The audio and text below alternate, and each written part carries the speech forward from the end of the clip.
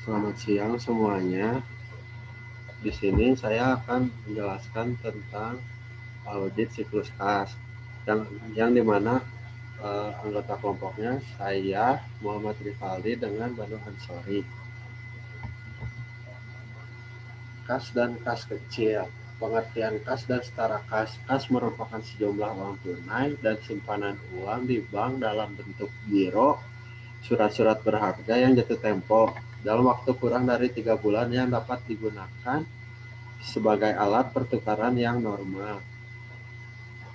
Prinsip akuntansi kas dan setara kas. Yang pertama, kas itu yang ada di neraca merupakan saldo kas dan setara kas per tanggal neraca.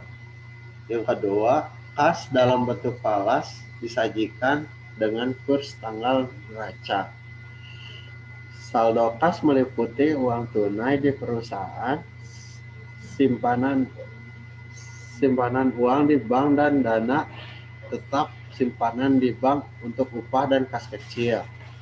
Asersi kejadian atau eksistensi dan kelengkapan memiliki resiko yang paling tinggi. Contoh kas yaitu yang pertama ada kas kecil atau petty cash, yang kedua ada saldo rekening giro di bank, yang ketiga ada bond sementara atau IOU, yang keempat ada bond kas kecil yang belum di reimburse. Yang kelima ada cek tunai yang akan didepositokan yang tidak dapat digolongkan dalam kas atau bank. Yang pertama ada deposito berjangka, time deposit yang jatuh temponya lebih dari 3 bulan.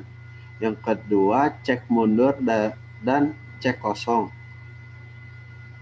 Yang ketiga ada dana yang disisihkan untuk tujuan tertentu atau sinking fund. Yang keempat, rekening giro yang tidak dapat segera digunakan baik di dalam maupun di luar negeri.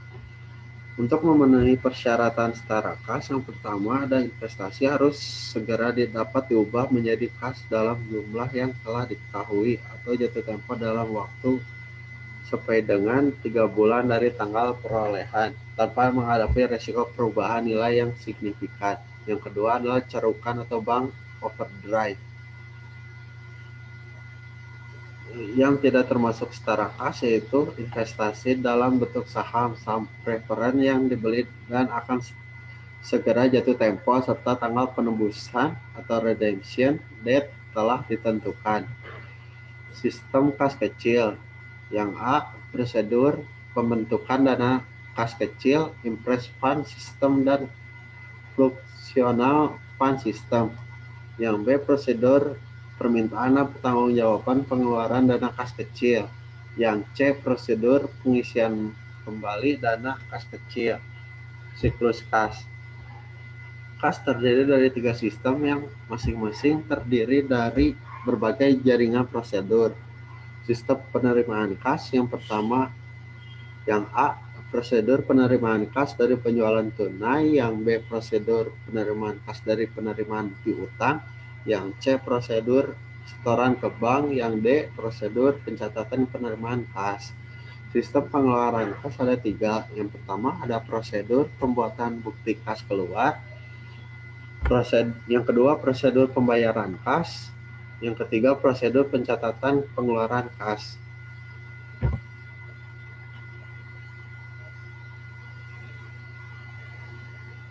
Hubungan kas di bank dengan siklus lain, siklus pendanaan dan dividen.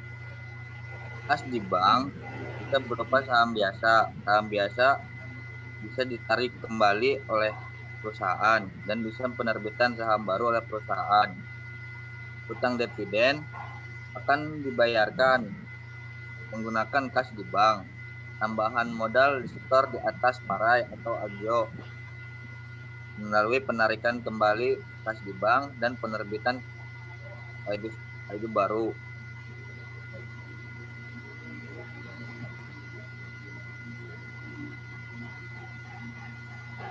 Siklus pengeluaran. Kas di bank bisa digunakan untuk utang dagang. Utang dagang pelunasan akan menggunakan kas yang ada di bank.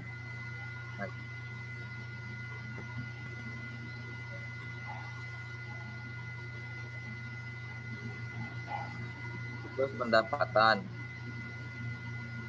Kas di bank bisa berupa pendapatan dari piutang dagang melalui pelunasan yang akan disetorkan ke bank atau potongan tunai jika melakukan pembelian barang atau kan ada potongan tunai yang akan masuk ke rekening di bank. Dan penjualan kotor tunai sebelum dipotong untuk menjadi penjualan bersih, penjualan tunai akan dikasihkan di bank. Next.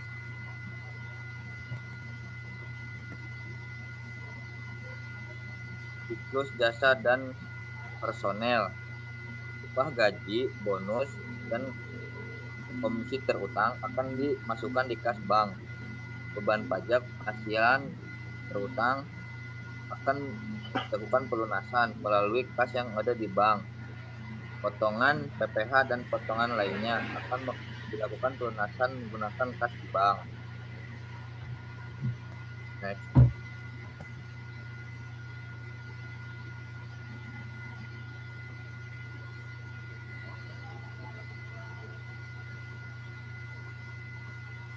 Siklus kas bisa berupa siklus pendapatan, siklus pendanaan, dan siklus investasi, siklus pengeluaran, pendanaan, investasi, dan personalia. Hubungan kas dengan akun kas yang lain berupa kas umum. Kas umum berisikan akan akun gaji implisit, dana kas kecil impres, dan serta kas rata kas, akun bank cabang. Next.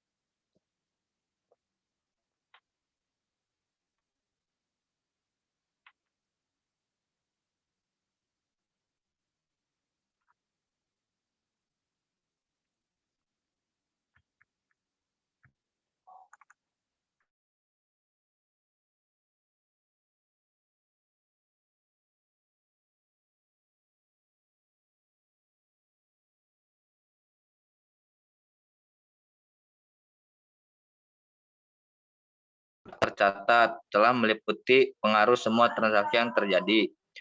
2. Transfer kas antar bank akhir tahun telah tercatat pada periode yang benar. Hak dan kewajiban. Klien memiliki hak yang sah atas seluruh saldo kas yang tampak pada tanggal neraca. Penilaian atau alokasi. Saldo kas yang tercatat akan terrealisasi sejumlah yang dinyatakan dalam neraca dan sesuai dengan dokumen pendukungnya. Penyajian dan pengungkapan saldo kas yang teridentifikasi dan diklasifikasi di neraca secara benar. Pembatasan penggunaan kas telah teridentifikasi dan diungkapkan pada neraca saldo secara mewadai.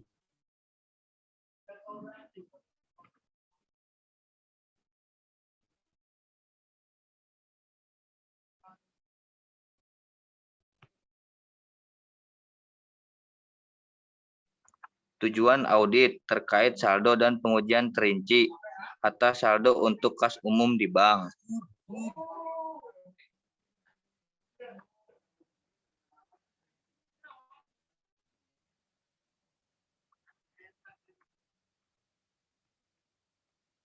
Kecocokan rinci, pisah batas, penyajian dan rinci, pisah batas atau keberadaan, akurasi, dan kelengkapan.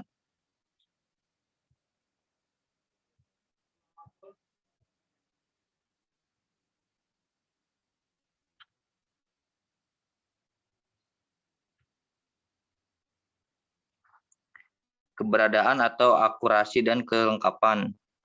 Penerimaan konfirmasi bank, penerimaan rekening koran pada cut-off, pengujian atas rekonsiliasi bank.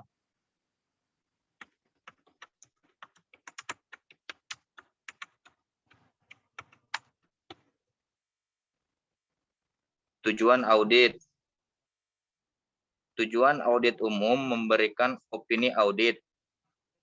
Tujuan spesifik untuk memperoleh bukti yang meyakinkan sahnya atau kebenaran asersi manajemen yang menghubungkan dengan saldo kas. Next.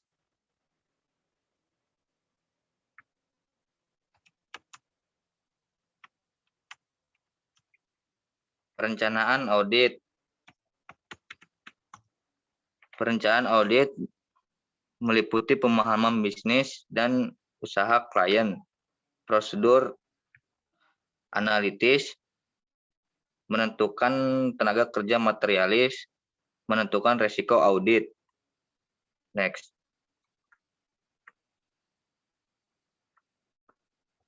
Untuk memeriksa apakah terdapat SPI yang mewadahi atas kas dan strata kas dan transaksi penerimaan dan pengeluaran kas dan bank dengan ciri-ciri sebagai berikut. Yang pertama, pemisahan tugas dan tanggung jawab. Kedua, rekonsiliasi bank dibuat rutin dan harus ditelaah atau direview.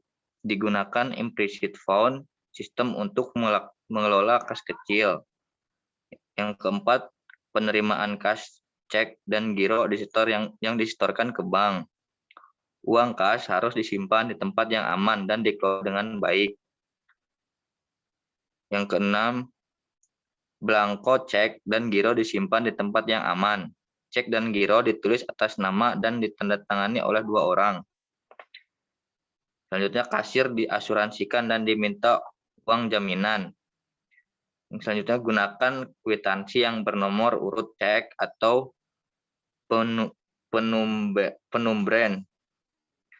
Yang terakhir, pengeluaran kas yang sudah dibayar harus distempel dengan stempel lunas. Next. Pengajian substansif. Yang pertama, memiliki risiko deteksi yang menentukan tenaga kerja risiko temuan. Auditor berhati-hati sehingga memperoleh jaminan tentang validasi saldo kas. Yang kedua, program pengujian. Tergantung pada risiko deteksi yang ditetapkan. Jika risiko tinggi, luas audit untuk memperoleh bukti audit yang diperlukan untuk memberikan pendapatan tentang kewajaran penyajian kas dan dalam neraca. Jika risiko rendah, memiliki bukti audit yang banyak dengan menerapkan prosedur audit yang banyak juga. Next. Inspeksi dan observasi. Yang pertama, pemahaman dan evaluasi IC atas kas atau strata kas, serta transaksi penerimaan dan pengeluaran kas dan bank. Periksa dokumen internal. Inspeksi dan observasi. Pahami dan evaluasi IC atas kas. Antara periksa dokumen transfer dan transfer antar perusahaan dan bank. Next. Menghitung kembali verifikasi, ketelitian, matematis. Menunjukkan kembali penjualan jurnal kas dan rekonsiliasi bank akhir tahun yang dibuat klien. Melakukan penghitungan fiksi kas yang ada. Penghitungan kas lebih baik di tanggal neraca. Jika tidak melakukan di tanggal neraca, maka penghitungan dapat dilakukan beberapa hari setelah tanggal neraca. Next. Nah, jika cash account dilakukan setelah tanggal neraca, buat perhitungan mundur. Saldo per kas tanggal saldonya akan dimutasi dari tanggal 1 sampai dengan 31 Desember. Maka akan dikurangi penerimaan dan akan ditambahkan oleh pengeluaran. Hasilnya jadi saldo kredit per audit dan akan dikurangi kas per buku atau catatan yang ada di buku. Dan selisihnya jika lebih tidak balance maka akan diaudit kembali. Next. Jika cash account dilakukan sebelum tanggal neraca, buat perhitungan maju kas. Saldo per kas pada tanggal yang ditetapkan, mutasi kas dari tanggal yang sebelumnya kepada 31 Desember. Akan ditambahkan penerimaan atau pendapatan dan akan dikurangi oleh pengeluaran. Hasilnya menjadi saldo kas per audit dan akan dikurangi saldo kas dalam buku. Selisihnya, apakah ketika selisihnya tidak sesuai, maka akan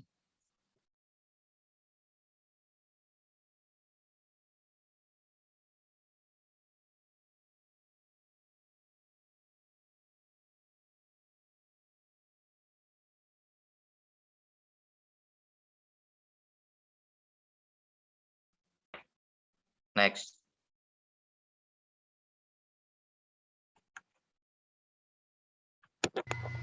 Konfirmasi. Yang pertama, meminta konfirmasi ke bank tentang saldo kas di bank dan informasi lainnya yang berhubungan dengan hak dan kewajiban klien di bank tersebut. Yang kedua, meminta konfirmasi ke kreditur dan debitur atau customer, konfirmasi negatif dan positif.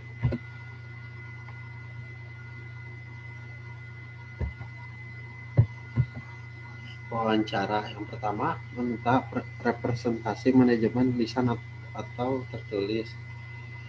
Yang kedua, wawancara pada bagian yang berhubungan dengan kas. Yang ketiga, review jawaban, konfirmasi dari bank, notelen rapat, dan perjanjian kredit.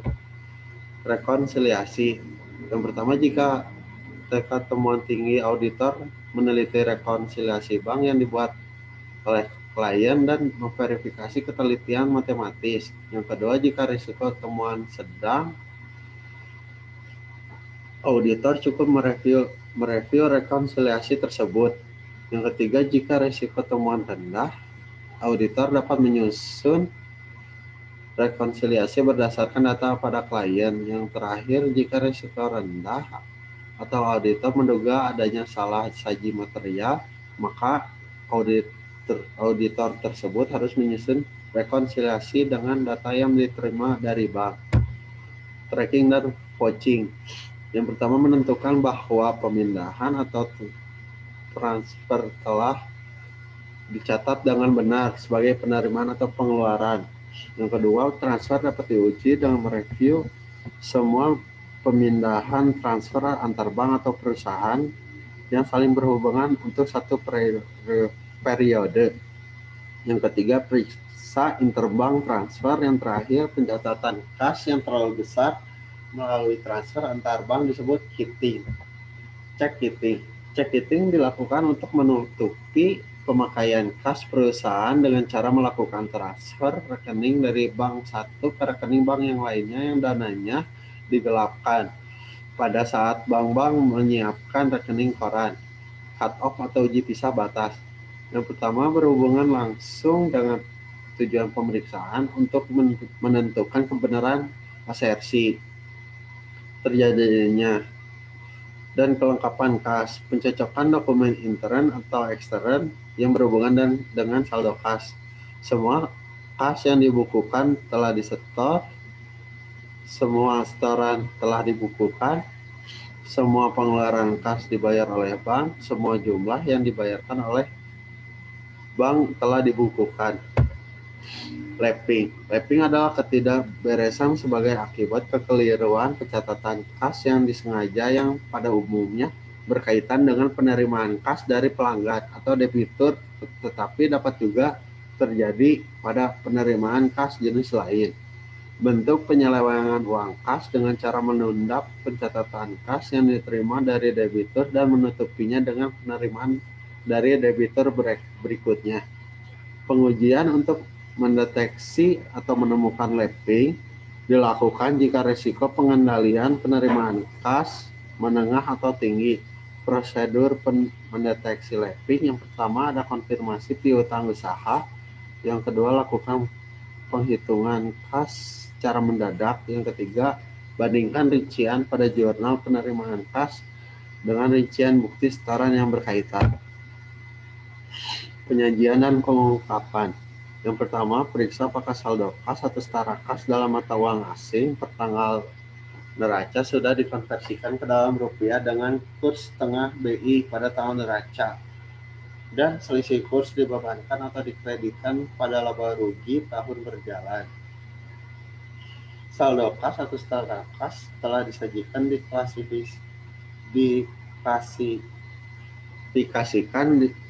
diungkapkan dan dijelaskan sesuai pabuk. Jumlah yang disajikan sebagai kas dan sebagai aktiva lancar pada neraca menunjukkan kas yang siap digunakan untuk membiayai kegiatan sehari-hari perusahaan. Kasus check kiting. Jika misalnya perusahaan memiliki rekening giro di Bank Mega dan di Bank BCA, pejabat perusahaan menggunakan uang untuk kepentingan dirinya dengan cara menggunakan uang yang disimpan di Bank Mega tersebut. Untuk menutupi kecurangannya, pada saat menjelang akhir bulan, pejabat perusahaan membuat cek untuk mengeluarkan uang dari Bank BCA untuk ditransfer ke giro di Bank Mega. Karena cek tersebut di-clearing oleh Bank Mega ke Bank BCA pada awal bulan, maka Bank Mega sudah mencatat tambahan setoran. Sedangkan di lain pihak, saldo yang di rekening Bank BCA belum berkurang karena cek tersebut di-clearing pada akhir bulan. Dengan demikian, rekening kurang kedua bank tersebut sudah akan menunjukkan saldo kas di bank seolah-olah tidak terjadi pemakaian oleh pejabat tersebut. Kasus lapping. Lapping dapat terjadi jika penyimpanan kas merangkap fungsi sebagai pencatatan transaksi penerimaan dan pengeluaran kas. Lapping dilakukan karyawan tersebut dengan cara tidak mencatat penerimaan kas dari debitur tertentu dan memasukkan uang yang diterima tersebut ke dalam sakunya sendiri. Untuk menutupi kecurangan tersebut, penerimaan kas berikutnya yang diterima dari debitur lain digunakan untuk menutupi kecurangan dengan mengkredit akun piutang kepada debitur yang pertama. Terima kasih. Terima kasih, sekian dari kami.